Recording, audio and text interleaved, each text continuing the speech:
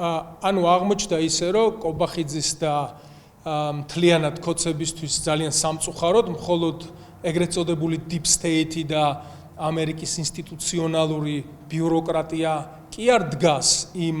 ღირებულებებზე, რაც მთლიანად დასავლურ ცივილიზაციას ახასიათებს ადამიანის უფლებები,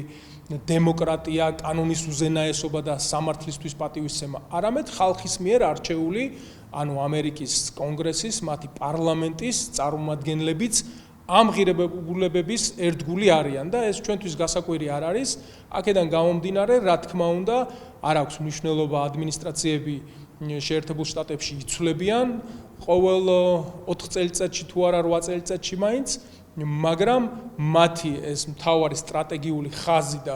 ფასეულობების მიმართ ერთგულება რჩება ადგილზე და აქედან გამომდინარე არ უნდა გაუკვირდეს არავის, რომ ის ადამიანები, ვინც არ ღვევენ ადამიანის უფლებას, იქნებიან მაგნიცკის აქტზე მიერთებულების შესაბამისად დასანქცირებულები, მათ შორის ბიძინა ივანიშვილი და სხვა მისი მარიონეტებიც.